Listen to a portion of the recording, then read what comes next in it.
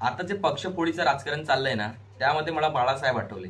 बाळासाहेबांच्या टायमाला एक नगरसेवक सुद्धा फुटलायचा ना, तर त्याची काय अवस्था व्हायची. आणि आजच्या काळामध्ये आमदार फुटतायत, खासदार फुटतायत. आता वापस शिवसेनेचे, उभाटाचे 7 की 8 खासदार फुटले. राऊत साहेबांचं काय सांगणं आहे याच्यावरती ऐकून घे. हे साले भोसडीचे लोक कोण जात आहेत हे नाही डोंट कट. पण मला कुठेतरी आता या गोष्टीवरती एक गोष्ट सांगायची की लोकशाहीची गळचेपी होते. जर समजा एक एक्झाम्पल देतो, मला बीजेपीला मतदान करायचंय किंवा मला काँग्रेसला मतदान करायचंय, पण मला हे दोन्ही पक्ष आवडले नाही, तर मी माझं मतदान शिवसेनेला दिलं. आता शिवसेनेचा उमेदवार हा बहुमताने निवडून आलाय, परंतु त्यांनी नंतर काय केलं, तो बीजेपी मध्ये गेला किंवा तो काँग्रेसमध्ये गेला. मग माझं मतदान वाया गेलं ना. मी कधी पक्ष बघून मतदान केलं की हा पक्ष आणि हे उमेदवार चांगल्याने काम करतील कारण हे यांच्या नेतृत्वाखाली काम करतायत, पण त्यांनीच पक्ष सोडून गेला. मग त्यापेक्षा तुम्ही राजीनामा द्या.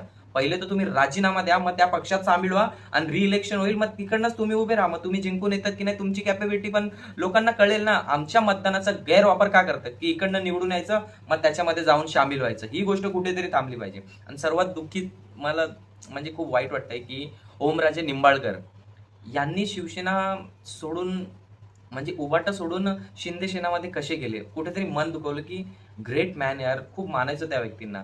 पण जाऊ द्या, लोकशाहीची गळचेपी आता कुठेतरी आपल्याला थांबायला पाहिजे की मी या पक्षाला मतदान केलंय, तर या पक्षात ते आमदार खासदार फुटून कोणत्याही पक्षात जावं, त्यांना अधिकार आहे, पण त्यांनी राजीनामा द्यावं आणि त्याच्यानंतर जावं. मग रिइलेक्शन होईलच त्या ठिकाणी. जय हिंद, जय महाराष्ट्र.